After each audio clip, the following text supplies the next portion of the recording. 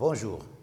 Alors, après avoir vu le cours sur le chapitre de la géométrie analytique dans l'espace, alors je vous ai proposé deux types de solutions bac. J'ai choisi d'abord le premier exercice, c'est le bac 2014 session de rattrapage.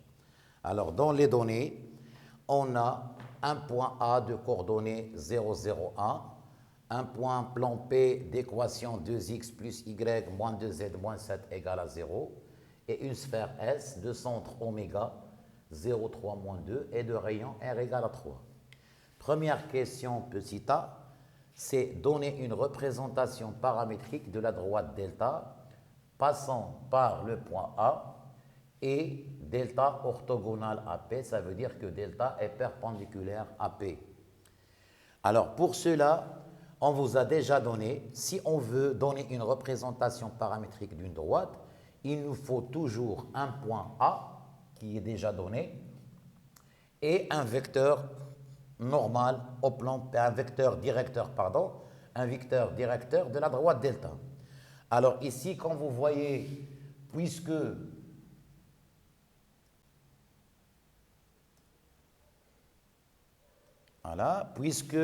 delta est perpendiculaire à P, alors on va, d'après le plan P, on tire le vecteur normal NP qui est de coordonnées 2, 1, moins 2. Ce vecteur normal, il faut écrire cette phrase, NP vecteur normal à P, il devient un vecteur directeur de delta. Et comme ça, on a trouvé le point A qui est là, on a le vecteur directeur de delta, donc on pose directement la représentation paramétrique de delta, la voilà. Donc x, y, z égale, je pose le point, c'est 0, 0, 1, et je multiplie les coordonnées de NP par le paramètre t, c'est-à-dire plus de t, plus t et 1, moins de t avec t appartient à R. C'était la première question, petit a. Petit b, on vous demande de chercher le point H, intersection de delta à P. J'ai fait ici un schéma, regardez, voilà un plan P, voilà delta, il passe par A et il est perpendiculaire au plan P, au point H. Alors, comment chercher l'intersection? Toujours lorsqu'on parle d'une intersection, on va aboutir à un système. Donc, on résout le système formé par la droite delta et par le plan P. J'écris l'équation de delta x égale y, z égale en fonction de t et je vais les remplacer dans l'équation du plan. Lorsque vous remplacez, vous trouvez cette équation-là de deux inconnus qui est t. Vous trouvez 9t moins 9 égale à 0, ce qui donne t est égal à 1. Et lorsqu'on trouve t est égal à 1, alors on va aller à delta et je cherche xh égale, yh égale et zh égale. Je remplace t par 1. 2 fois 1, ça fait 2. 1 et 1 moins 2, c'est moins 1. Donc les coordonnées de h sont 2, 1 et moins 1. Donc voilà, c'était la première question. Maintenant, on va voir la deuxième question. Deuxième question, petit a. Alors, on a considéré un vecteur U de coordonnées 2, 1, moins 2. Et on va vous dire de montrer que, la question c'est que, montrer que le produit vectoriel oméga A vectoriel U, il a pour coordonnées égale 3 fois 2i, 3 fois i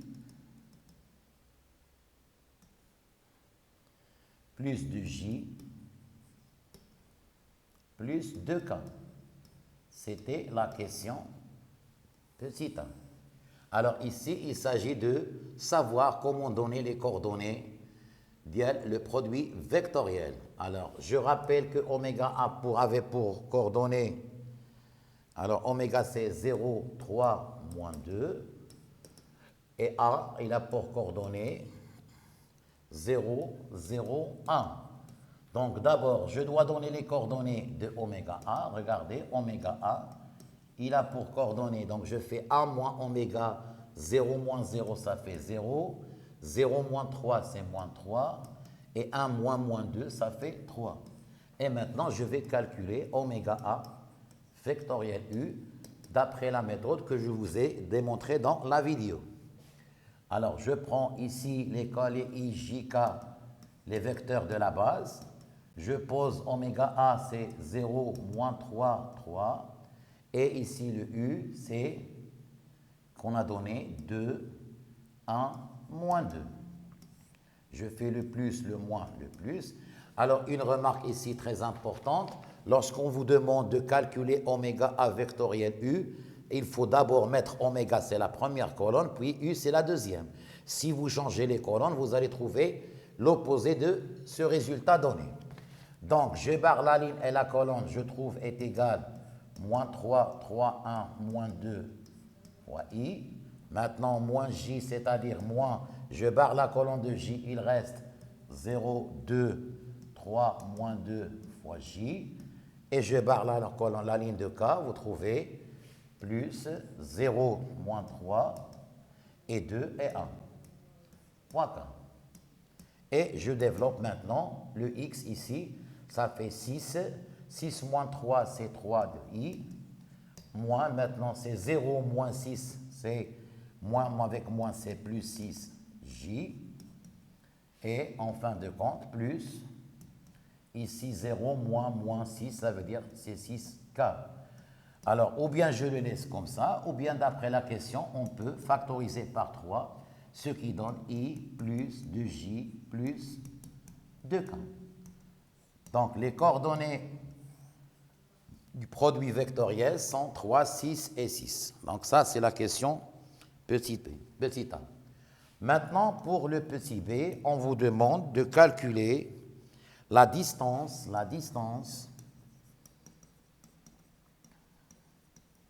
de oméga à la droite delta. Alors là, c'est la dernière partie qu'on a vue dans le produit vectoriel.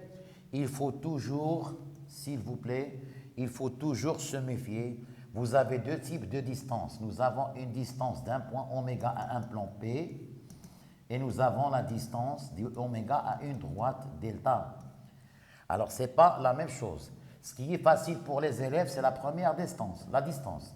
C'est-à-dire, pour un plan, je fais en haut la valeur absolue, en bas, c'est la racine. Mais ici, pour la distance de oméga à delta, je fais un petit rappel, un rappel, parce que là, il faut bien savoir la définition de la distance. Regardez, si vous voulez calculer une distance de oméga à une droite delta, il faut que cette droite-là, vous pouvez savoir quel est le point A et le vecteur directeur de cette droite. Regardez comment je fais, essayez de me suivre. La première, pour bien comprendre cette formule, alors en bas, je fais un norme très petit. En haut, je fais une norme qui est très très grande, la norme sur la norme. Alors en bas, la norme de petit, je fais le vecteur directeur U. Et le U qui est là, je le refais ici U. Ça veut dire U, il prend deux places. Une place où il est tout seul, une place qui est vectorielle. Alors qu'est-ce qu'il reste ici? Je n'ai pas fait, maintenant j'ai fait U, il me reste le A oméga. Alors je répète. Ou bien vous faites A oméga, ou bien vous faites oméga A, c'est la même chose. C'est-à-dire, voilà la définition de la distance que nous allons chercher. Alors, regardez bien, dans l'exercice, on a donné le vecteur U, il faut aller vers, regardez, 2, 1, moins 2. Ce n'est qu'autre, regardez, ce n'est qu'autre que le vecteur, regardez, si j'ai refait la page, c'est 2 et 1 et moins 2. Donc, c'est le vecteur directeur de delta. Donc, ça, il faut bien le voir. Donc, on a déjà donné oméga A vectoriel U. Il nous reste de calculer oméga vectoriel U en norme. Donc, les coordonnées de oméga A avec U, c'était les coordonnées, non pas 1, 2, 2. Il faut prendre ces coordonnées-là, 3, 6 et 6 pour voir la norme. 3, 6 et 6. Les coordonnées de U, c'était 2, 1, moins 2. Et pour cela, je vais calculer notre distance. Donc, si j'applique la formule, la distance D, il est égal. La norme de ce vecteur-là, c'est la racine carrée de chaque nombre au carré, 3 au carré, plus 6 au carré, plus 6 au carré. Pour la norme de U, c'est la racine encore, 4 plus 1 plus 4. Avec une calculatrice, vous allez trouver, donc tout simplement, on trouve est égal, ça fait 9 sur 3, 9 sur 3 qui est égal à 3. Et voilà la distance. Donc, la deuxième question, petit a, on a calculé le produit vectoriel. Petit b, on a fait la distance d'un point à une droite. Et maintenant, qu'est-ce qu'on doit faire avec cette distance? Regardez-moi bien la question qui suit. Regardez la question qui suit ici. Petit c, c'est déduire que delta, c'est-à-dire que la droite delta est tangente à la sphère S. Alors, regardez à quoi nous sert cette distance. Vous avez une sphère là, regardez, de centre oméga et de rayon R. Et nous avons ici une droite, delta. Vous voyez bien que la distance qui sépare oméga à delta, c'est cette distance D. Donc, 3 cas qui existent. Si la distance D est supérieure au rayon, vous voyez comme ce schéma-là, alors automatiquement, l'intersection de delta avec S est égale à l'ensemble vide. Si jamais je fais passer delta jusque-là, regardez, delta si est situé ici. Qu'est-ce que vous remarquez? Il y a un seul point de contact, c'est H. Or, lorsque je fais delta ici, la distance il est égale au rayon. Donc, si delta il est tangente, alors si D est égal à R, alors on dit que delta, l'intersection de delta avec S, ça donne un seul point H. C'est ce qu'on dit que delta est tangente à la sphère S. Alors, si je fais faire entrer le delta ici, regardez, alors il va couper la sphère en deux points, I et J, et vous voyez que la distance, il est inférieure au rayon R. Donc, le troisième cas, si distance inférieure à R, alors delta, l'intersection de delta avec X, ça donne deux points I et J. Alors, ici, dans notre cas, on a déjà calculé, on a le rayon de la sphère, il était, d'après l'hypothèse, égal à 3. La distance que vous avez calculée à delta, il est égal à 3. Donc, puisque la distance oméga à delta, il est égal à R, donc, tout simplement, vous voyez, c'est une question très simple. Donc, delta est tangente à S. Et maintenant, on a tout simplement, il faut bien faire attention, on a ici, on n'a pas demandé de chercher le point. On a dit tout simplement dans la question, tout simplement pourquoi la droite delta, elle est tangente à la sphère. Donc, il suffit de calculer la distance et de le voir, et voir que cette distance est égale à R. Donc, automatiquement, delta est tangente à S. Et maintenant, on veut montrer que, la dernière question, il faut prouver ou la vérifier que H est le point de contact, c'est-à-dire d'intersection de delta avec la sphère S. Alors là, il y a deux types de questions. Pour le H, on a déjà donné les coordonnées dans la question précédente. 2, 1 et moins 1. Comment, avec cette donnée, comment peut-on voir que H est le point de contact? Alors ici, c'est très simple. D'après la distance égale à R, on a prouvé que la droite delta elle est tangente à S.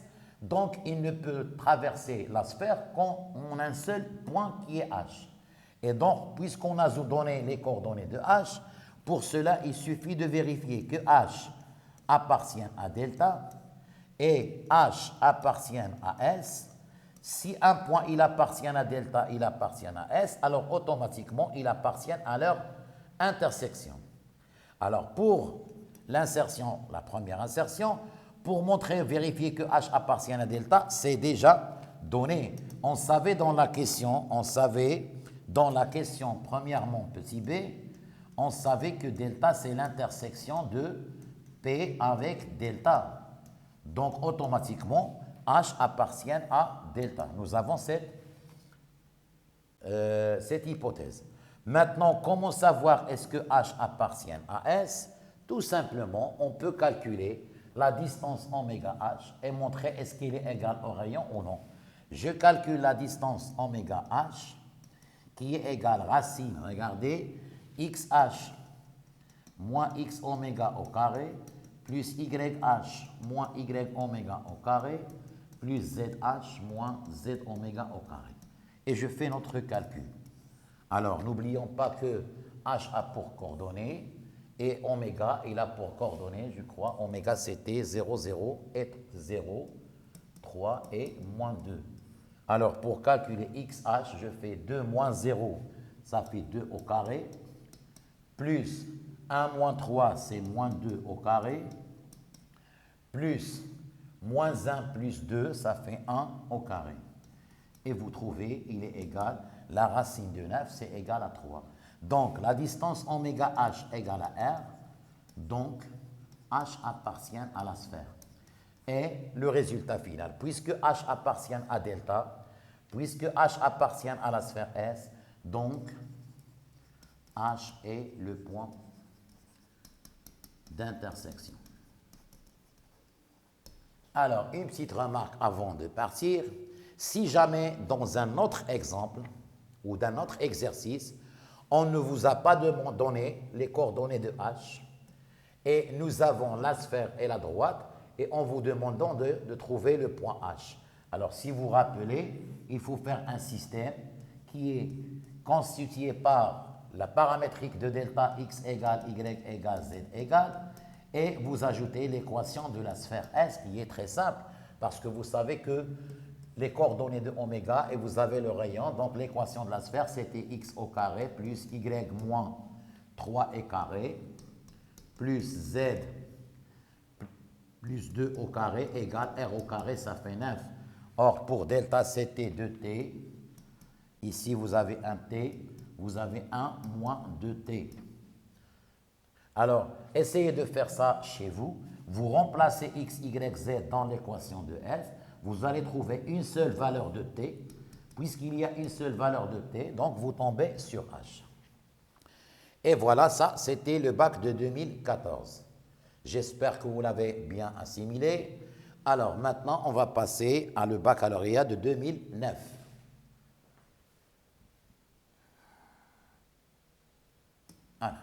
Alors, maintenant, je passe à l'exercice 2. C'est le bac 2009, session normale.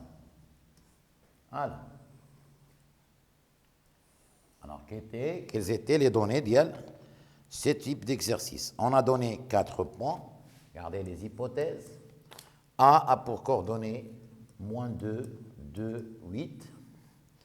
B a pour coordonnées 6, 6, 0. C a pour coordonnées 2, moins 1, 0. Et D a pour coordonnées 0, 1, moins 1. Et on a donné encore un ensemble de points. S est égal, l'ensemble des points M appartient à l'espace, qui vérifie une certaine relation, c'est que MA scalaire MB est égal à 0. Ce sont les hypothèses. Voilà. Alors, quelles sont maintenant les questions? Alors, la première question, c'était de déterminer, la première question, voilà, première question, on détermine les coordonnées du vecteur OC vectoriel OD. Alors, on va procéder comme l'exercice précédent. On cherche les coordonnées de OC. Regardez, O, c'est l'origine du repère, donc il a pour coordonnées 0, 0, 0. Donc, si vous faites les coordonnées de EC, ce ne sont que les coordonnées de C, parce que ça ne change rien. 2 moins 0, c'est 2, moins 1, 0. Les coordonnées de ED, c'est la même chose, 0, 1, moins 1.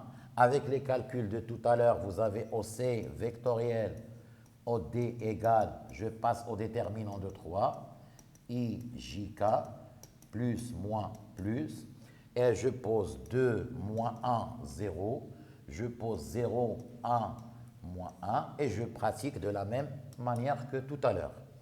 Je vais barrer la ligne de I, ça reste moins 1, 1, 0, moins 1, fois I. Moins, il ne faut pas oublier le signe moins. Je barre la ligne de J, ça reste 2, 0, 0, moins 1, fois J. Et en fin de compte, je barre la ligne de K et vous trouvez 2, moins 1, 0 et 1. Alors maintenant, je développe ces déterminants d'ordre 2 en forme de X. Moins 1 fois moins 1, ça fait 1i, donc c'est i, voilà. Alors moins 2 fois j avec le moins, c'est plus de j. Et enfin, 2 moins 0, c'est plus de k. Donc les coordonnées, voilà, donc les coordonnées sont OC, vectoriel OD, ont pour coordonnées 1, 2 et 2. Donc à quoi ça sert les coordonnées de ce produit vectoriel?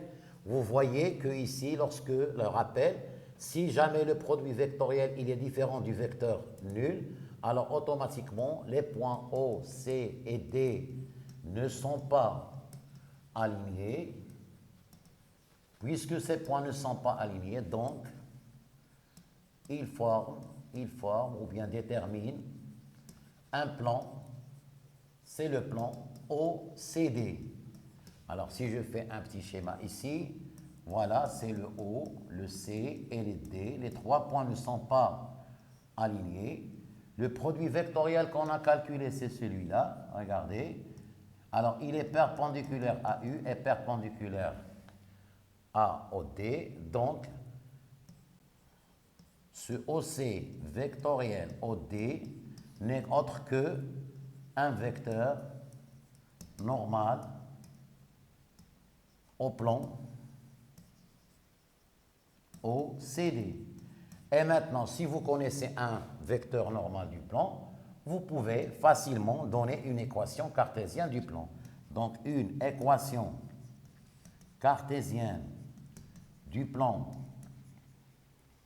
OCD, puisque les coordonnées sont 1, 2, 2, est de la forme 1x plus 2y plus 2z plus d égale à 0. Alors, pour chercher d, il nous faut un point, mais regardez, le plan, il a 3 points. Donc, vous pouvez remplacer par 0 ou par c ou par d. Alors, n'importe quel point, vous trouvez la même valeur de d. Mais je choisis là le point le plus simple, c'est O, parce qu'il a pour coordonnées 0, 0, 0. Donc, le O appartient facilement à OCD. Donc, équivalent à dire 0, 0, il reste D encore égal à 0. Finalement, l'équation du plan est, regardez, l'équation du plan OCD, c'est le plan d'équation x plus 2y plus 2z égale à 0. Et voilà la première question. Alors là, on a calculé les coordonnées du vecteur OCOD, on l'a utilisé comme vecteur normal pour arriver à l'équation cartésienne du plan. Donc, c'était la première question. Maintenant, la deuxième question. Voilà, je passe à la deuxième question. Question numéro 2. Voilà. La question numéro 2, c'était que vérifier que l'ensemble S dans les données est la sphère de centre oméga de coordonnées 2, 4, 4 et de rayon R est égal à 6. Comment avoir cette question-là? Alors, je rappelle que qu'est-ce que c'est que S?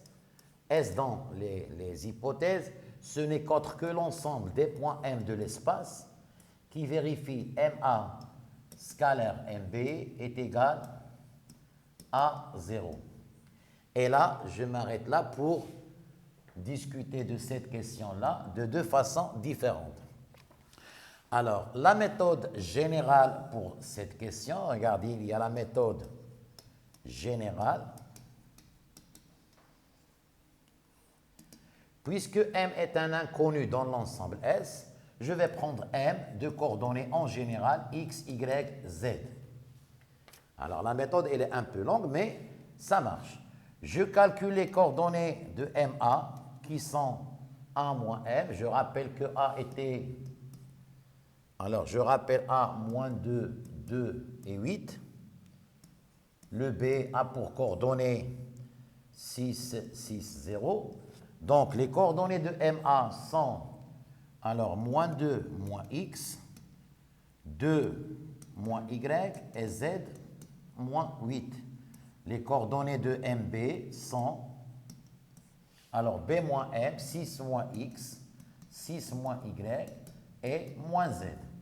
Et vous savez qu'est-ce que c'est que le produit scalaire?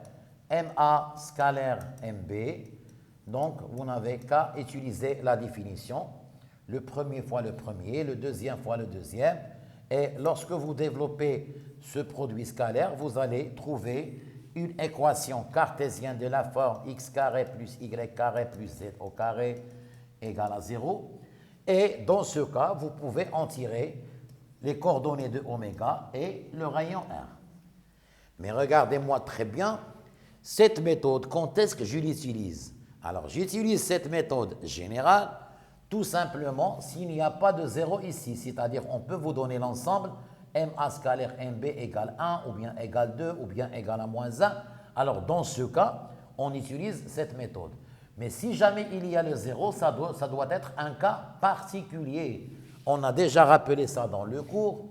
Alors, l'ensemble des points M de l'espace tels que MA scalaire MB égale à 0, cela veut dire que le triangle ABM est un triangle droit parce que le produit scalaire égal à 0 veut dire que MA est perpendiculaire à MB. C'est comme le schéma ici, vous trouvez. Alors, automatiquement, le AB est un diamètre. Comme ça, vous pouvez voir que alors ce triangle-là, il est rectangle en N. Donc, c'est une propriété qui veut dire cet ensemble-là n'est autre que la sphère de diamètre AB. C'est une propriété que j'ai déjà, c'est la méthode numéro 2. J'ai déjà donné cette propriété dans le cours. Lorsque vous voyez MA scalaire MB égale à 0, ça veut dire que M appartient à la sphère de diamètre AB. Et si je connais que le AB c'est le diamètre de la sphère, donc pour le centre oméga, regardez, ça devient plus facile. Pour le centre oméga n'est autre que le milieu de AB, que je peux calculer les coordonnées. Vous savez très bien qu'est-ce que c'est qu'oméga. Alors, les coordonnées de oméga, vous faites A plus B divisé par 2. Donc, c'est moins 2 plus 6 sur 2. Regardez, ça devient plus facile. 2 plus 6 sur 2. Et en fin de cas, 8 plus 0 sur 2. Vous trouvez oméga, les coordonnées sont 6 moins 2, 4 sur 2 sont 2. Et 4 et 4.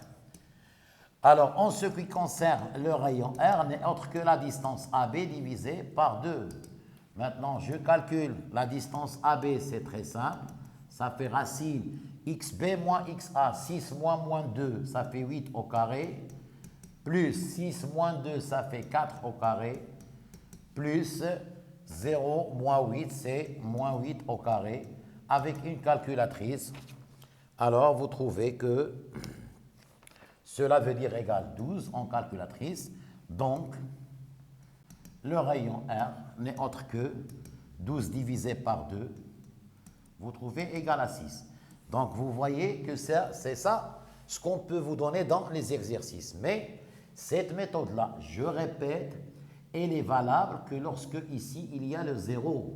Alors, si jamais vous trouvez, ou bien dans un exercice, un autre exercice, et vous trouvez MA scalaire MB par exemple égal à 1, alors là, vous êtes obligé de suivre la méthode générale. Vous développez MA scalaire MB, vous trouvez l'équation cartésienne de la sphère, et puis vous allez faire avec la forme canonique de chercher les coordonnées de oméga et le rayon R.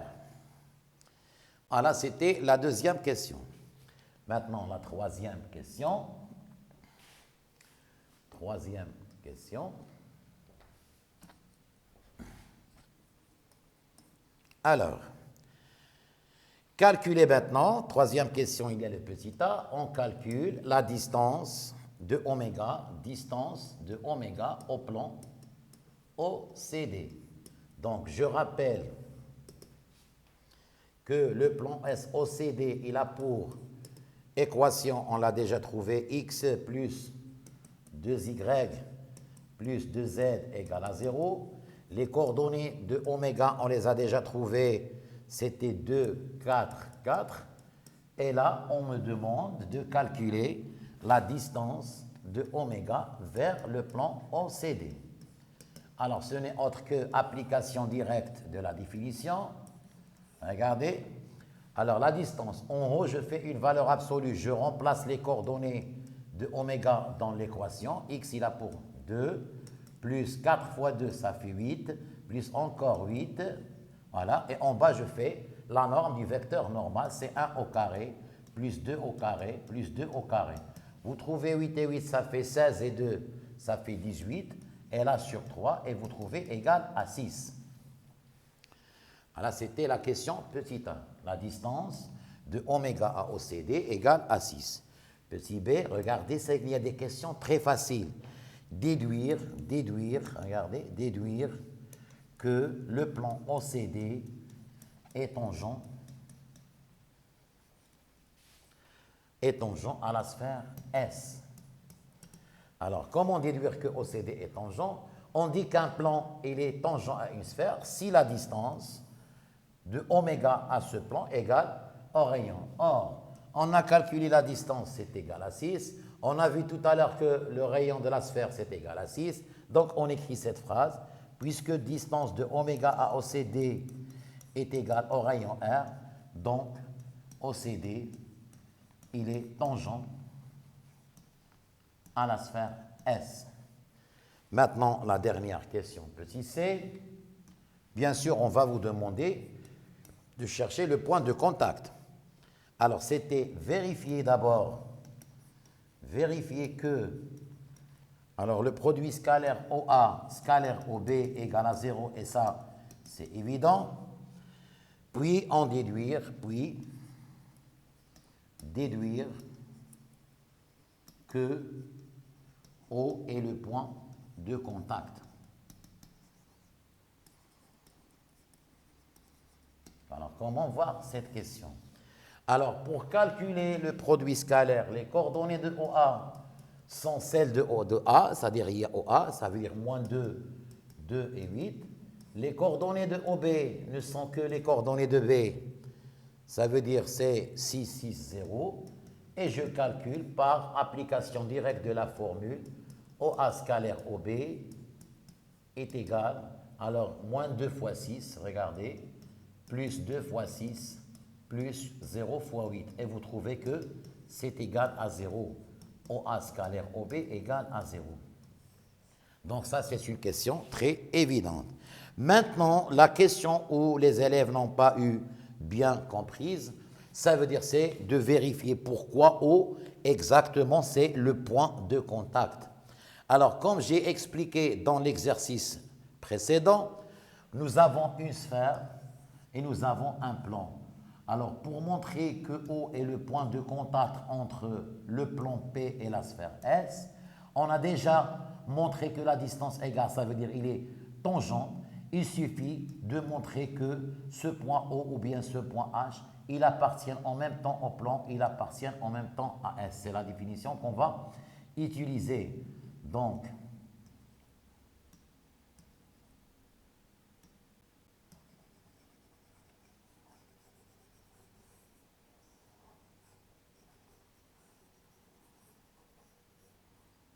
voilà. Alors, pour appartenance à le plan OCD, on a O appartient au plan OCD et ça c'est évident. Regardez, parce qu'il y a le O ici. Regardez, vous voyez le O. Donc, O appartient au CD, c'est évident. Alors, qu'est-ce qu'il nous reste à voir? Comment voir est-ce que O appartient à la sphère? Il y a des élèves qui ont écrit, puisque nous avons le rayon, nous avons le centre, ils ont écrit l'équation cartésienne de la sphère, puis ils ont remplacé O. Alors là, c'est juste. Mais on n'a pas remarqué pourquoi on a donné ce résultat. À quoi nous sert ce résultat de OA scalaire OB égale à 0? Parce que lorsque vous faites un exercice, vous oubliez les hypothèses et vous oubliez toutes les questions passées. Si je reviens à l'hypothèse, qu'est-ce que c'était S avant de montrer que c'est une sphère?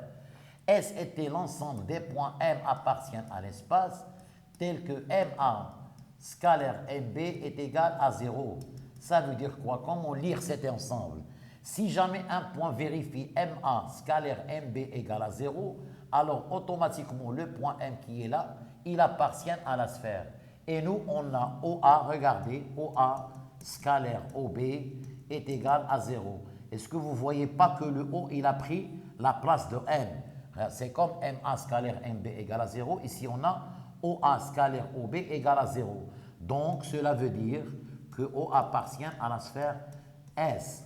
Et puisque E, il est dans le plan OCD, et O, donc ça c'est 1, ça c'est 2, alors O, il appartient les deux ensemble, donc O n'est autre que le point de contact de OCD et la sphère S. Et voilà, j'espère que ces deux exercices, vous pouvez les suivre. La méthode est de faire les autres exercices des baccalauréats. Comme ça, vous aurez une très bonne explication dans ces leçons. Merci de votre attention et à une autre fois, Inch'Allah.